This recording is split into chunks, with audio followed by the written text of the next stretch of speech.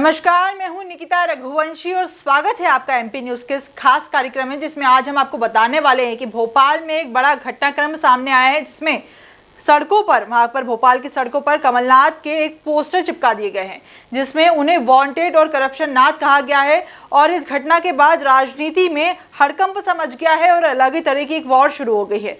तो इसके पीछे क्या वजह बताई जा रही है, जानते हैं हमारे सहयोगी सुनील से। सुनील, बताएं कि आप इसे कैसे देखते हैं। जी निकिता, हम देख रहे हैं मध्य प्रदेश की राजनीति में अब की बार पोस्टर वॉर शुरू हो चुका है। बात करें इस पोस्टर वॉर की, तो भोपाल का जो मनीषा मार्केट है उसके आसपास के जो इलाके हैं वहां पर कुछ पोस्टर्स लगाए गए हैं। उन पोस्टर्स में कमलनाथ का फोटो और कमलनाथ के फोटो के साथ वांटेड और करप्शन नाथ लिखा हुआ है। तो इन पोस्टर्स को लेकर हम कह सकते हैं कि यह काफी कुछ मध्य प्रदेश की राजनीति में एक नया रंग देखने को मिल रहा है, एक पोस्टर वॉर देखने को मिल रहा है। हालांकि इस पर कांग्रेस के जो नेता हैं उनके बयान सामने आए। उन्होंने कहा है कि कमलनाथ के लिए इस पोस्टर के कोई मायने नहीं है, क्योंकि उनकी लोकप्रियता जनता के बीच है। उनकी योजना, उनके जो 15 महीने का कार्यकाल था वह काफी महत्वपूर्ण था और उनकी राजनीति काफी लंबी है। वह राजनीति में एक संत परंपरा के व्यक्ति हैं और उसी के आधार पर वो आगे बढ़ते हुए दिखाई दे रहे हैं। तो इनको लेकर हम कह सकते हैं जिस तरह से मध्य प्रदेश की राजनीति में अब की बार में हमको जो पोस्टर वॉर है वो देखने को मिल रहा है। हालांकि इन पोस्टर वॉर के लिए हम बात करें तो कर्नाटक चुनाव में कांग्रेस ने इसी तरह का एक फॉर्मूला आजमाया था। वहां पर पेश सीएम जो पोस्टर थे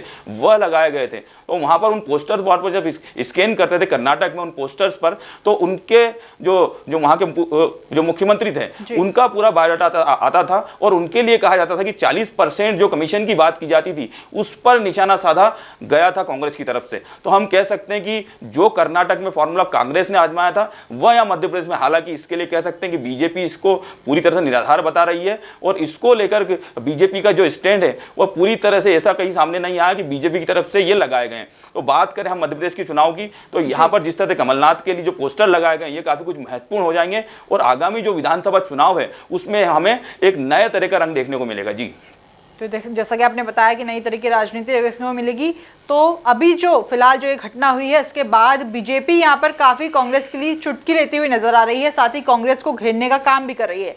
तो क्या लगता है आपको कि इसका असर आने वाले चुनाव पर कैसा पड़ सकता है? जी बिल्कुल, चुनाव में पूरा असर देखने को मिलेगा जिस तरह सीधा हमला कमलनाथ पर किया गया है। हालांकि जो पोस्टर की हम बात कर रहे हैं उन पोस्टर के लिए जब बीजेपी के प्रदेश अध्यक्ष वीडी शर्मा से बात की गई तो उन्होंने कहा कि उस पर क्यूआर कोड दिया गया है, तो उस क्यूआर कोड के बाद जो निकलता है वह काफी कुछ महत्वपूर्ण है। तो इस चुनाव में हम बात करें पोस्टर वॉर की, जो बात आगे निकल रही है तो उसको लेकर गृह मंत्री डॉक्टर नरोत्तम मिश्रा का बयान आया, वह काफी महत्वपूर्ण। उन्होंने कहा जो कबीले में जो फूट है वह सड़क पर उतरकर सामने आ गई है। कांग्रेस अगर एफआईआर कराने जाती है सबसे पहले यह देखे कि आस्तीन का सांप कौन है। तो गृह मंत्री डॉक्टर नरोत्तम मिश्रा का यह बयान काफी महत्वपूर्ण है। बीजेपी इस पे जो अंदर खाने हैं उसमें आरोप लगा रही है, इसके पीछे कांग्रेस की कलह ही सामने हो सकती है। तो जो बीजेपी के जो नेता हैं उनके जो बयान काफी महत्वपूर्ण है। उन्होंने निराधार बताया कि जो कांग्रेस के नेता आरोप लगा रहे हैं पोस्टर के पीछे बीजेपी है, तो ये बीजेपी के नेताओं के बयान काफी महत्वपूर्ण हो चुके हैं। उन्होंने जो हल्कों से सीधे मनाही कर दिया है कि जो पोस्टर लगाए गए हैं वह बीजेपी ने नहीं लगाए। तो मध्य प्रदेश की राजनीति में हम जिस तरह पोस्टर वॉर की एक नई राजनीति देख रहे हैं तो वह काफी कुछ महत्वपूर्ण हो जाएगी और बीजेपी और कांग्रेस के बीच काफी बड़ा घमासान देखने को मिल सकता है। जी, जैसा कि आपने बताया कि बीजेपी ने इन आरोपों को निराधार बता दिया है और वहीं देखा जा रहा है कि इस घटना के बाद जो बीजेपी की तरफ से नेताओं के जो बयान आ रहे हैं उसके बाद कांग्रेस की तरफ से भी सोशल मीडिया पर काफी आरोपों और प्रत्यारोपों का दौर भी जो है लगातार जारी हो चुका है। तो क्या लगता है आपको कि एक्चुअल राजनीति की बजाय वर्चुअल राजनीति इस बार काफी देखी जा रही है?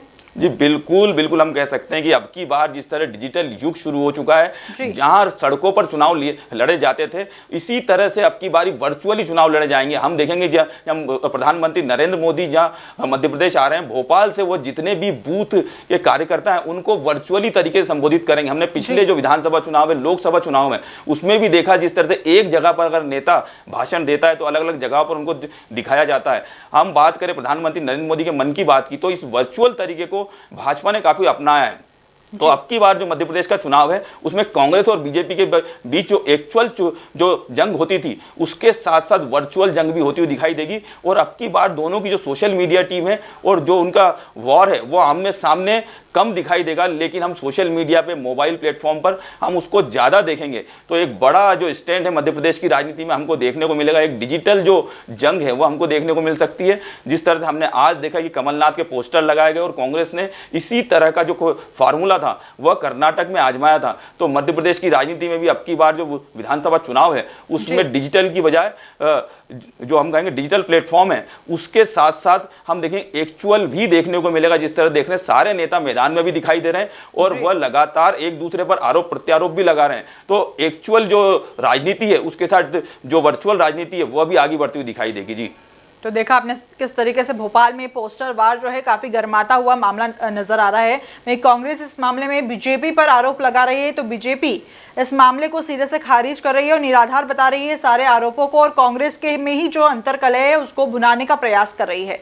तो आगे जाके कांग्रेसी जो है इस मामले में एफआईआर भी कराने वाले हैं। एफआईआर के बाद इसमें कौन आरोपी निकलता है और पुलिस इस पर क्या एक्शन लेती है ये तो आने वाला वक्त ही बताएगा। लेकिन राजनीतिक मुद्दों की से जुड़ी चर्चा आपको एमपी न्यूज पर मिलती रहेगी, तो उसके लिए आप जुड़े रहिए और देखती रहिए एमपी न्यूज। एमपी की नब्ज, एमपी का हाल, मध्य प्रदेश की हर खबर एमपी न्यूज टीवी के साथ। लगातार खबरों के लिए सब्सक्राइब करें हमारा YouTube channel MP news TV.